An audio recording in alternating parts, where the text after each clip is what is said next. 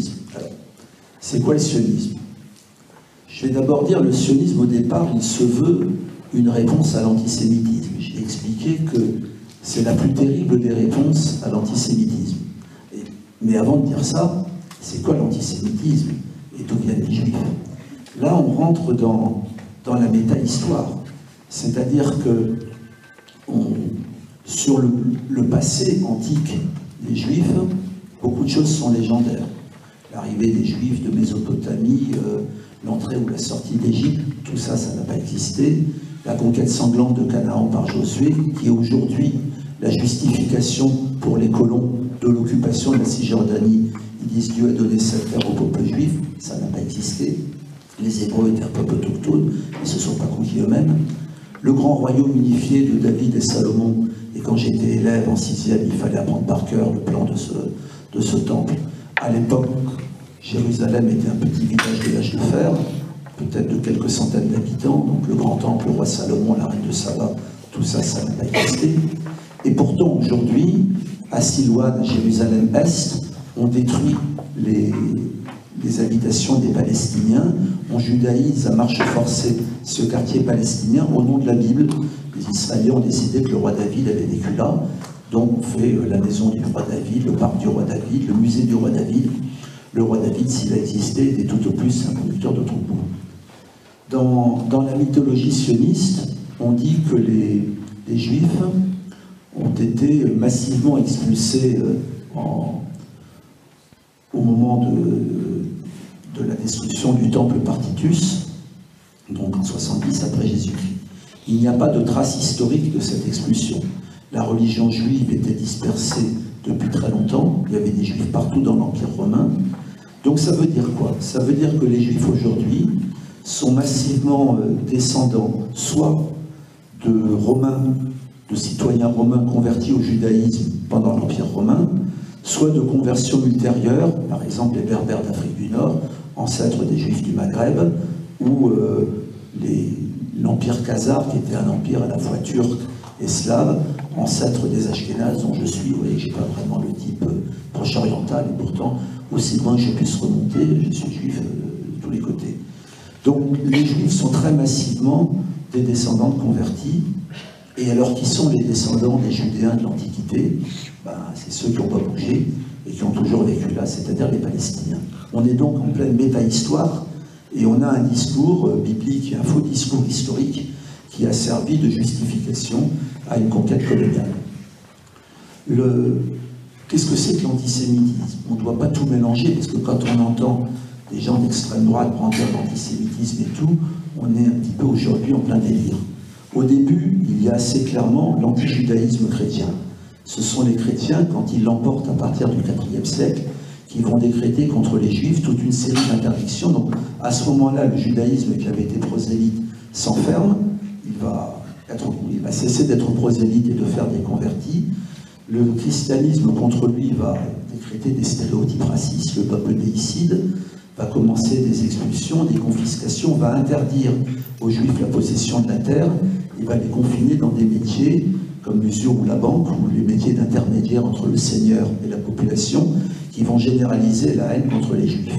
Et toute l'histoire des Juifs dans le monde chrétien sera petit à petit une histoire de spoliation, d'expulsion, de massacre, les moments les plus emblématiques étant les croisades qui se feront la main sur les Juifs avant d'aller se faire la main sur les musulmans. Ce sera l'Espagne, où 10% de la population était juive, et où non seulement on va les expulser, mais on va après rechercher la limpieza des cendres et la pureté du sang pour expulser leurs descendants, pourtant convertis au christianisme, et puis les pogroms qui vont commencer en Europe de l'Est à partir de la fin du XVIe siècle, XVIIe siècle. Donc ça, c'est l'antijudaïsme chrétien. Est-ce qu'il y a eu l'équivalent dans le monde arabe? Non. Les Juifs dans le monde musulman avaient un statut, le statut d'immi, c'était pas la citoyenneté, mais la citoyenneté n'existait nulle part, mais voilà, la communauté s'auto-organisait et était en relation avec le seigneur du coin. Ça n'a pas toujours été la joie, il y a eu des moments durs, mais il n'y a jamais eu l'équivalent des pogroms, des expulsions dans le monde arabe avant le sionisme que ce qu'il y a eu dans le monde chrétien. Plus En 1492, quand les Juifs sont expulsés d'Espagne, la majorité d'entre eux se réfugient en pays musulmans, Maghreb ou Empire ottoman. Ceux qui arrivent dans l'Empire ottoman vont principalement aller à Salonique, à Smyrne, à Sarajevo. Ils ne vont pas à Jérusalem, qui pourtant est ottoman. Pourquoi? Qui est ottoman à partir de 1510. Parce que dans la religion juive est une religion de l'exil. Donc c'est une religion où retourner sur cette terre avant l'arrivée du Messie, c'était interdit. Donc il faut comprendre que les sionistes ne vont pas seulement profaner toute une histoire juive dont je vais vous parler, ils profanent aussi la religion. La religion interdisait l'usage de la langue hébraïque avant. Cette langue était réservée uniquement à la question religieuse, elle était interdite à l'usage profane, et elle interdisait le retour sur cette terre avant l'arrivée du Messie. L'antisémitisme change de forme à partir en gros de la Révolution française. Déjà en Allemagne, la sortie des Juifs du ghetto a commencé, mais il y a un certain nombre de grandes familles juives allemandes qui se convertissent pour obtenir des postes. On les connaît, les Hein, les Mendelssohn, les Marx, etc. Et en France, il y a, avec la Révolution française, l'abbé Grégoire qui donne la citoyenneté aux Juifs. Et petit à petit, dans toute l'Europe, les Juifs vont sortir du ghetto.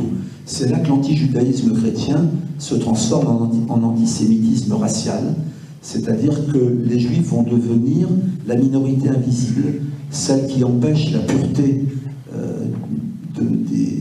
des États-nations qui sont en train de se créer et qui tous ont en commun de vouloir des États ethniquement purs. Donc l'obstacle partout, ce sont les Juifs qui sont partout, qu'on ne voit plus et tout. Il va très rapidement y avoir, dès la fin du XIXe siècle, une espèce de consensus antisémite en Europe et chez tous les dirigeants européens. Et c'est donc à ce moment-là qu'apparaît le sionisme. Et là encore, il faut comprendre quelle est la situation des Juifs en Europe, parce que c'est là que le sionisme est apparu. D'abord, les Juifs du monde entier vivent pour les 2/3 dans un seul pays. Ce pays, ce n'est pas la Palestine, c'est l'Empire russe. Dans l'Empire russe, en 1880, il y a 6 millions de Juifs, dont 5,5 millions dans la zone de résidence, entre Baltique et Mer Noire, où ils représentent 10% de la population. Ces Juifs sont des prolétaires ou des sous-prolétaires. Ils n'ont pas la terre, ils sont massivement ouvriers ou colporteurs ou artisans, et donc ils vont très massivement abandonner la religion. Donc quand on pose la question, qu'est-ce que c'est qu'un Juif athée dans mon genre? C'est quelque chose qui a commencé en Europe dès la fin du XIXe siècle, mais ils vont subir très très rapidement un antisémitisme d'État absolument féroce, les Juifs étant considérés comme le bouc émissaire qu'on va attaquer pour essayer d'empêcher la révolution. On ne comprend pas la révolution russe et tous les mouvements révolutionnaires qui vont naître à ce moment-là sans voir la question juive et le rôle qu'elle a pu jouer à ce moment. Donc face à des Juifs qui massivement vont perdre la religion et adhérer à des partis révolutionnaires, laïcs, progressistes, qu'on trouvera partout, chez les bolcheviks, les anarchistes, les socialistes révolutionnaires, les sociodémocrates, face à ceux-là qui sont majoritaires, et ça se vérifiera jusqu'à 1940, qui sont majoritaires chez les Juifs. Il y aura même un parti révolutionnaire juif, le Bund, qui était un parti révolutionnaire membre de l'Internationale, et dont la théorie était l'émancipation des Juifs se fera à travers la Révolution mondiale, avec l'autonomie culturelle pour les Juifs sur place. À penser par rapport aux solutions sur la question des minorités aujourd'hui, ça reste quelque chose d'extrêmement actuel. Il y a ce bloc-là, des Juifs progressistes, très important. Il y a le bloc des Juifs religieux, donc qui depuis le XVIIIe siècle sont très religieux, sont orthodoxes et harédim, et ceux-là sont antisionistes. Et même quand Théodore Herzl décidera que l'État juif va se construire en Palestine pour avoir le soutien des religieux, il y aura une pétition quasiment unanime de tous les rabbins allemands contre le sionisme, comme viol de la religion juive. Et donc les sionistes très minoritaires, ils décrètent au départ un truc terrible. Ils disent, c'est une théorie de la séparation, le sionisme. Le sionisme déclare que juifs et non-juifs ne peuvent pas vivre ensemble, ni dans le pays d'origine, ni dans l'État juif qu'on va construire. C'est-à-dire, c'est une théorie raciste et c'est une théorie d'exclusivisme et de refus de l'autre, pas depuis 2015, depuis 1895. Imaginez qu'il y ait, je prends une communauté archi-discriminée, les Roms. Imaginez qu'il y ait l'équivalent du sionisme chez les Roms. Et ils disent, on va faire un État Rome. Bon, ils font un congrès de Bâle, on le fait en Roumanie, on le fait en Inde. On comprend bien que s'ils veulent faire un État-homme, c'est une conquête coloniale, c'est une guerre, et qu'il n'y a pas d'alternative au vivre ensemble dans l'égalité des droits. Donc les sionistes, dès le début, vont se désintéresser complètement des luttes contre l'antisémitisme. Ils vont dire il n'y a qu'une seule solution pour les Juifs, c'est on part et on fait notre État. Donc c'est le moment où il y a les pogroms en Russie, c'est le Bund qui va créer des milices d'autodéfense contre les pogroms, les sionistes seront absents. C'est le moment où il y a l'affaire Dreyfus. Pour Theodor Herzl, c'est la preuve qu'il faut partir. Mais quand on voit que l'affaire Dreyfus n'a pas été l'affaire des Juifs, elle a été l'affaire de toute la société française, et la fraction la plus progressiste de la société française l'a emporté finalement. Donc le combat pour l'égalité des droits et le vivre ensemble avait un sens. Pour Herzl, non, ça veut dire qu'il faut partir. Les sionistes vont avoir un succès énorme chez tous les leaders racistes et antisémites européens. Pourquoi? Parce qu'ils proposent de les débarrasser de leurs juifs. Theodor Herzl, de son vivant, va voir le pire ministre pogromiste du tsar en lui disant « Vous et moi, on a un intérêt commun, qu'un maximum de juifs russes s'en aillent de Russie. » Donc, évidemment, leur projet va être extrêmement populaire. En particulier, je vais citer l'exemple de Lord Balfour.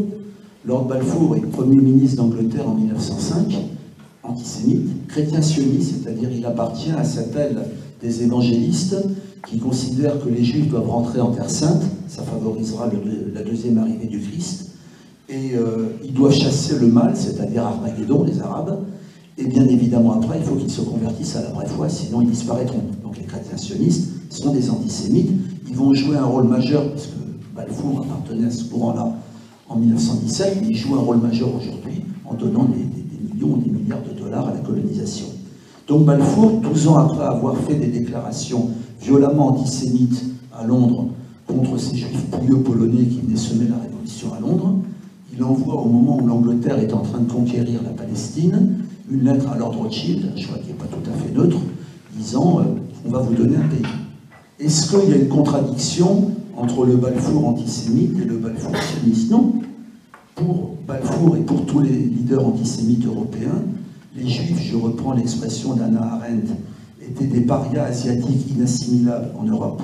Mais s'ils partaient là-bas, ils devenaient des colons européens en Asie pour les services de Sa Gracieuse Majesté.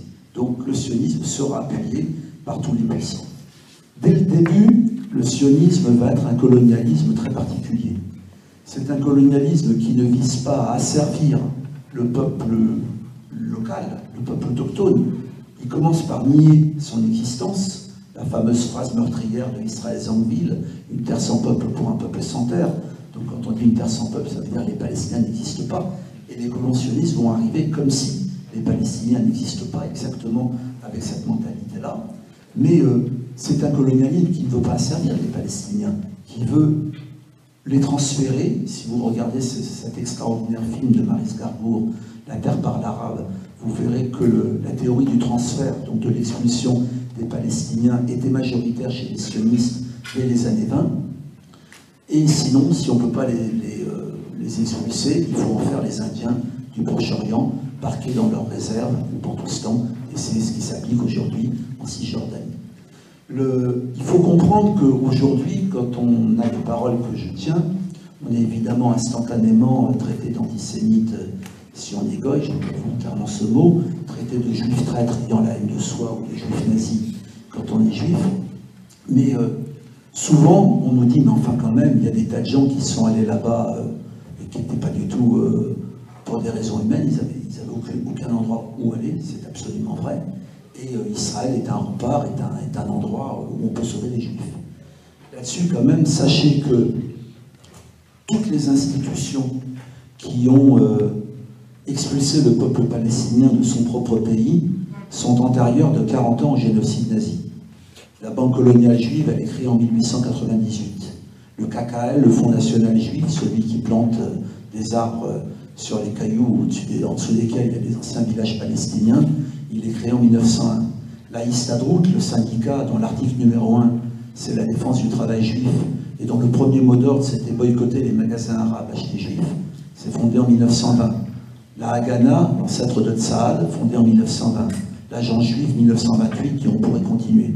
Donc en fait, l'État d'Israël, il a été créé bien avant la Nakba, et il a été créé avec une idéologie qui était une idéologie à la fois de la séparation et une idéologie de l'expulsion ou des Palestiniens ou de les parquer dans des réserves. C'est vrai que beaucoup de Juifs sont arrivés là-bas parce qu'ils ne savaient pas où aller. C'est particulièrement vrai à partir de l'arrivée au pouvoir d'Hitler en Allemagne. Mais justement, il y a eu par exemple un épisode peu connu en 1946. Il y a un vote parmi les Juifs, donc on est 2 ans avant la Nakba, 2 ans avant la fondation d'Israël. Il y a un vote parmi les Juifs qui vivent là-bas, une liste pour un État binational qui est dirigé par le philosophe d'origine allemande Martin Buber, qui est soutenu de l'extérieur par Hannah Arendt, fait 45% des voix. Donc presque la moitié des futurs Israéliens n'étaient pas pour le nettoyage ethnique qui va se faire 2 ans après. Sauf que dès les premiers coups de feu de la guerre, ce courant-là a volé en éclats. Donc on n'accuse pas les habitants qui sont arrivés là-bas d'être des colonialistes gorgés de sang et tout. Par contre, toutes les institutions du sionisme qui étaient indépendantes de ça, elles existaient et elles étaient à l'œuvre des années avant l'expulsion de 1948. Sur le génocide nazi, il n'y a aucune espèce, parce qu'il existe malheureusement des courants négationnistes et parfois infiltrés dans les combats pour les Palestiniens, il n'y a absolument aucune espèce d'hésitation à avoir.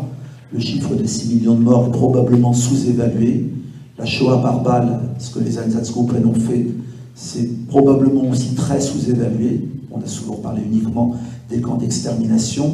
Et même, ce qui a été souvent incompréhensible pour certains courants marxistes, l'antisémitisme était tellement obsessionnel chez les nazis qu'en 1944, alors que leurs élites savent que la guerre est perdue, les trains qui partent pour Auschwitz sont prioritaires sur les trains qui partent ravitailler les troupes de l'Est. Donc c'est pour que vous ayez une idée. Ne faites jamais le cadeau de l'antisémitisme, le cadeau du génocide aux sionistes. Ils n'ont rien à voir avec ça. Il y a eu une résistance juive au sionisme. Mes parents en ont fait partie. C'était une résistance communiste ou bundiste. À l'insurrection du ghetto de Varsovie, c'est Marek Edelman, dirigeant bundiste, qui jusqu'à la fin de sa vie, il mourra en Pologne, vomissait les Israéliens. En France, j'ai parlé de la MOI. Avant-hier, à Toulouse, mon camarade Georges Kumpel du Bureau national de l'UJFP rappelait que le chef des FTP à Toulouse, c'était Marcel Langer, donc quelqu'un qui a tout à fait cette histoire des FTP, MOI d'origine juive et tout. Donc cette résistance-là, les sionistes n'ont strictement aucun droit de se l'approprier. Ils n'y ont pas participé. Pire, il y a des choses très très coupables que les dirigeants sionistes ont fait vis-à-vis du fascisme. Bien sûr, tout le monde s'est trompé au moment de la montée du fascisme. Mais les sionistes, en 1933, Ben Gurion lui-même signe les accords de Havara avec les dirigeants nazis qui permettent, ils brisent le blocus que les juifs américains avaient décrété sur l'Allemagne nazie et il permet que les juifs allemands puissent partir en Israël et en échange, l'Allemagne va pouvoir s'approvisionner en pétrole et en acier et on sait quelles ont été les conséquences de tout ça. Je vous ai dit qu'Yitzhak Shamir, futur Premier ministre israélien, a été un collabo. Même après la guerre, Israël va en gros interdire les émigrations ailleurs qu'en Israël et l'Europe et l'Occident vont être complices. Il y a des centaines de milliers de rescapés du génocide qui sortent des camps, qui sortent du Yiddishland où tout a été détruit, qui demandent des visas pour les États-Unis, pour l'Angleterre, pour la France, et on leur dit pas, les Juifs, on a décodé, maintenant vous aurez l'égalité des droits et tout, et on vous accueille, c'est maintenant vous avez un pays, vous partez quand vous voulez. Autrement dit, c'est clair, c'est pas par philosémitisme qu'aujourd'hui tous les dirigeants occidentaux soutiennent à bout de bras le régime fasciste israélien, c'est parce qu'ils se sont débarrassés de l'antisémitisme séculaire sur le dos des Palestiniens qui n'avaient aucune responsabilité dans cette affaire. Alors j'avance un peu, les sionistes prétendent qu'en 1948 les Arabes sont partis d'eux-mêmes, comme ils disent. On sait maintenant avec l'ouverture des archives qu'il y avait un plan délibéré d'expulsion de tous les Palestiniens. L'ONU a une responsabilité majeure dans cette affaire. L'ONU vote en 1947 le partage de la Palestine. Vous imaginez que l'ONU vote le partage de la France, on trouverait ça bizarre quand même. Elle donne, alors que les Juifs forment 40% de la population, elle donne 54% du territoire au futur État juif, mais dans le futur État juif, il n'y a que 10 000 Palestiniens, non, il y a 400 000 Palestiniens, alors que dans le futur État palestinien, il n'y a que 10 000 Juifs. Et donc la moitié de la Nakba la moitié des 800 000 Palestiniens qui vont être expulsés en 1948, c'est l'ONU. C'est-à-dire que ces Palestiniens seront expulsés avant le déclenchement officiel de la guerre, le 9 mai, le 14 mai, je veux dire, 1948. Donc l'ONU porte une responsabilité encore plus grande, parce que quand elle supervise les accords d'armistice et que les Israéliens ont gagné la guerre, les deux premiers, la résolution dit que les réfugiés vont rentrer chez eux. Le premier acte du nouvel État d'Israël, c'est les réfugiés ne rentreront pas, leurs villages sont détruits, leurs terres sont confisquées et données aux nouveaux immigrants. On a donc la communauté internationale qui a approuvé et accompagné un projet raciste, un projet colonial et un projet de remplacement et d'expulsion d'un peuple. Sans aucun doute, les Israéliens espéraient que la question palestinienne disparaîtrait comme la question indienne ou la question aborigène ont relativement disparu aux États-Unis, en Australie, que finalement, Ben Gurion l'avait dit, ces Palestiniens finiraient par s'intégrer dans les pays arabes où ils étaient réfugiés et qu'on n'en parlerait plus. Ben non. Les Palestiniens réclament justice, ils réclament aujourd'hui leurs droits. Et voilà, je conclurai là-dessus. Souvent, on va me poser la question, alors un État, deux États, quelle solution, Oslo, patin coup fin et tout. Écoutez, les Palestiniens, en 2005, constatant 172 associations de la société civile palestinienne, constatant que la communauté internationale est complice des occupants, constatant qu'on ne peut pas faire confiance aux institutions, ils ont lancé un appel international à la société civile. Il faut bien voir ce que c'est que l'appel BDS. L'appel BDS, il a trois revendications. La liberté, ça veut dire fin de l'occupation et de la colonisation, destruction du mur, fin du blocus de Gaza, libération des prisonniers. L'égalité, égalité totale des droits entre Palestiniens d'Israël et Israéliens. Et la justice, droit au retour des réfugiés pour réparer le crime fondateur. Cet appel ne pose pas la question un État, deux États. Il pose la question, le droit c'est ça. Il n'y a aucune raison, strictement aucune raison, de nier ces revendications qui sont complètement évidentes. Ben nous, l'Union juive française pour la paix, au nom de notre histoire juive, au nom de la mémoire de tous ces juifs qui ont combattu, qui ont pensé que leur émancipation faisait partie de l'émancipation de l'humanité, au nom du fait que nous considérons que le sionisme n'est pas seulement une idéologie criminelle contre les Palestiniens, mais c'est une idéologie totalement suicidaire pour les Juifs, et elle les mène directement à l'abattoir et à la faim. Voilà, nous disons que tous ensemble, quels que soient nos croyants ou non-croyants, quelles que soient nos origines, nos identités supposées, on se bat pour la justice, on se bat pour le vivre ensemble et l'égalité des droits. Donc on se bat pour le BDS et on se bat pour les droits des Palestiniens.